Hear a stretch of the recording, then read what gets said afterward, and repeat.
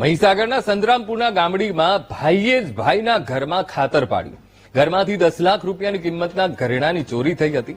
કલ્પેશ ડામોરના ઘરમાં રાખેલા દાગીના ભાઈ તુષાર ડામોર જ ચોરી ગયાનો ખુલાસો થયો છે. તો પોલીસે શંકાના આધારે તપાસ કરતા ભાઈ ચોર નીકળ્યો છે. લુણાવાડાના વેપારીને ઘરેણા વેચ્યા હોવાનો પણ તપાસમાં ઘટસ્ફોટ થયો છે. પોલીસે લુણાવાડાના શ્રુતિ જ્વેલર્સ, તૈયબ જ્વેલર્સમાંથી સોનું મેળવ્યું. માં કૃપા જ્વેલર્સ અને મિલન જ્વેલર્સમાંથી પણ સોનું જપ્ત કર્યું છે. તો પોલીસે ચોરાયેલું સોનું જપ્ત કરી વધુ તપાસ શરૂ કરી છે. તો મહીસાગર જિલ્લાના સંતરામપુરના ગામડીની આ ઘટના છે, જ્યાં એક ભાઈએ પોતાના ભાઈના ઘરમાં ચોરીને અંજામ આપ્યો છે. ઘરમાંથી નાની એવી નહીં પણ 10 લાખ રૂપિયાની કિંમતના ઘરેણાની ચોરી કરી હતી આ ભાઈએ. કલ્પેશ ડામોરના ઘરમાં રાખેલા દાગીના ભાઈ તુષાર ડામોર જ ચોરી ગયાનો ખુલાસો થયો છે.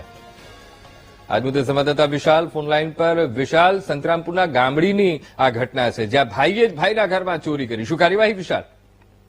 જી અંકુર, ખાસ કરીને વાત કરવામાં આવે તો સંતરામપુરની ગામડી ગામે જે ઘરફોડ ચોરીની ઘટના સામે આવી હતી.